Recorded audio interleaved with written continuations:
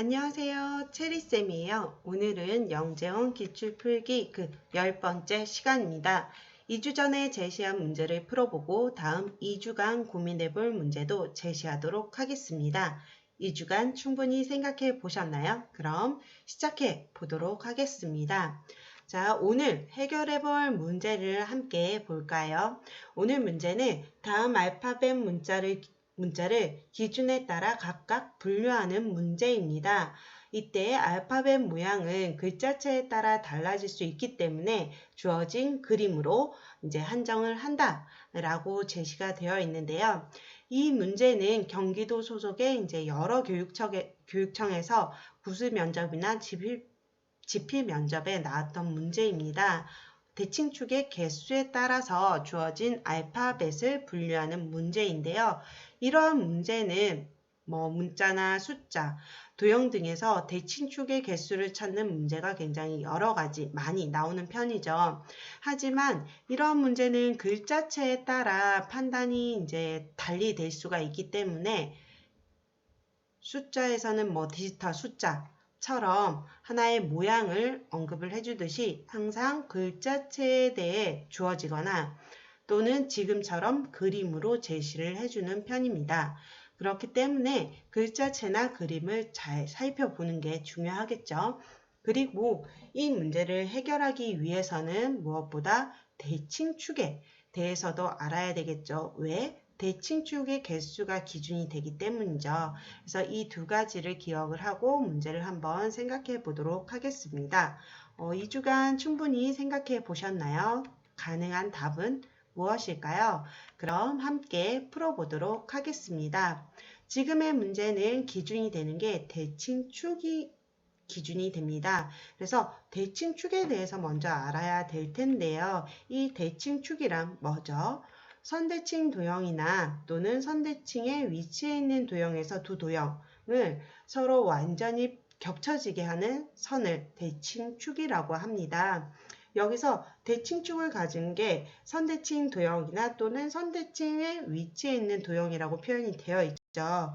이 두 가지를 굉장히 혼용돼서 아니면 사용하는 경우가 많은데요. 우선 선대칭 도형을 먼저 볼게요. 선대칭 도형은 가장 쉬운 예로 뭐가 있을까요? 데칼코마니 한번 해보셨죠?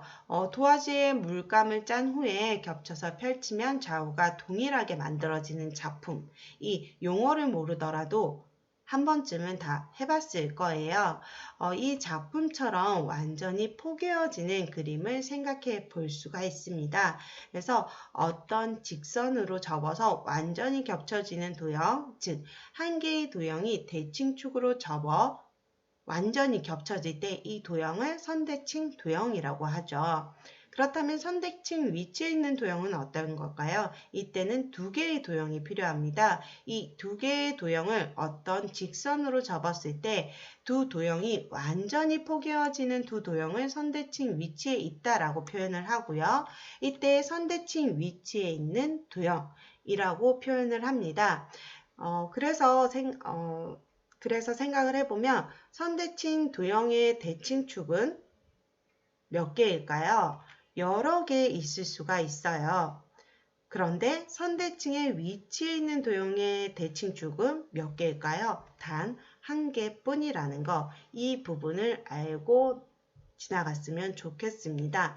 그럼 다시 문제로 돌아와서 이 문제에서는 어떤 걸 알아야 되죠? 대칭축의 개수에 따라서 분류를 하는 거고 각각의 모양에 따라서 분류를 하는 거기 때문에 이 문제는 선대칭 도형인지 아닌지를 구분을 하고요. 이때 선대칭 도형이 아닌 것은 당연히 대칭축의 개수가 몇 개, 0개가 될 것이고요. 선대칭 도형이라면 대칭축의 개수가 한 개인지 두 개인지 세 개인지 그 이상인지를 구분해 볼 수가 있습니다. 그러니 이 문제는 가장 먼저 해볼 게 선대칭이냐 아니냐를 구분해보는 거가 되겠죠. 그럼 한번 구분을 해보도록 하겠습니다. 주어진 그림들을 살펴볼게요. 어떤가요? 알파벳이 모두 주어져 있지 않아요. 비와 같이 빠진 알파벳도 있고요. 위치도 순차적으로 적혀져 있지 않습니다. 그러니 이러한 부분도 꼼꼼히 봐야 되는 부분이겠죠. 보지 않고 그냥 알파벳이니까 알파벳을 나열하면서 얘는 대칭축이 있네 없네 라고 표현을 해보면 안 된다는 거예요. 그래서 이 점도 역시 주의해야 한다는 점 기억하고요. 그럼 각각 선대칭 도형인 것과 아닌 것을 구분해 보도록 하겠습니다. 구분을 해보면 다음과처럼 나누어질 수가 있죠. 그래서 선대칭 도형은 O에 그리고 아닌 것은 X에 이렇게 구분을 했습니다.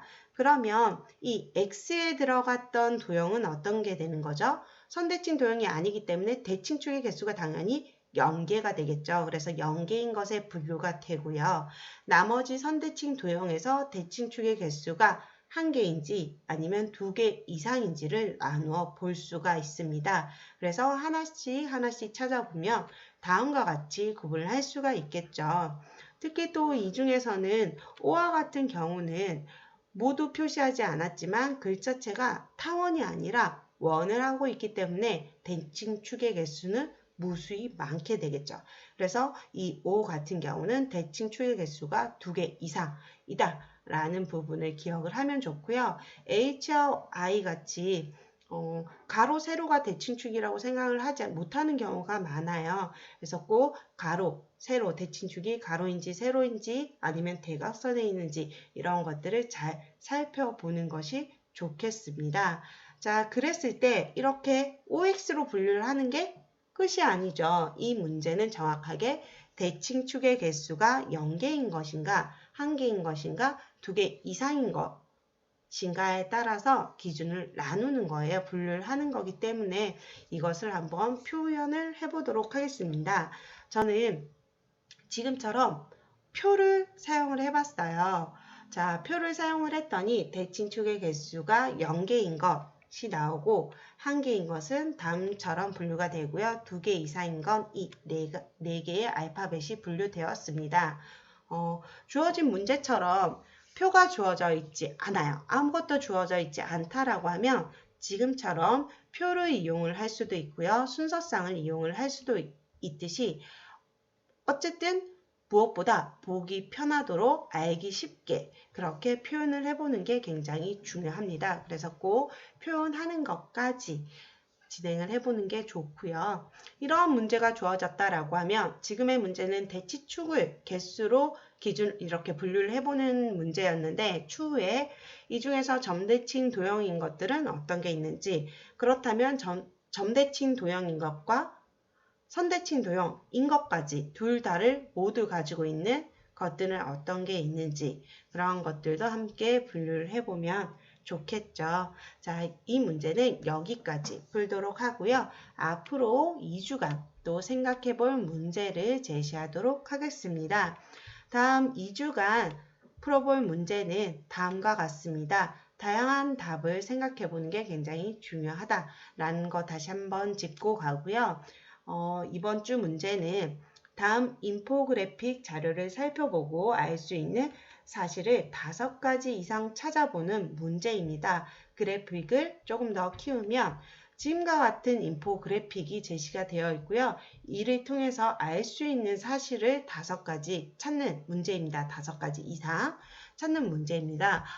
여기서 말하는 인포그래픽이라는 건 인포메이션과 그래픽의 합성어로 여러 종류의 다양한 정보를 차트나 지도, 그림 등을 활용해 쉽고 빠르게 전달하는 디자인 기법을 뜻하고 있습니다. 그러니 이 그래픽을 보고 알 수 있는 사실을 잘 찾아보시면 좋을 것 같습니다. 그럼 이 문제 역시 2주간 열심히 함께 풀어보면 좋을 것 같고요.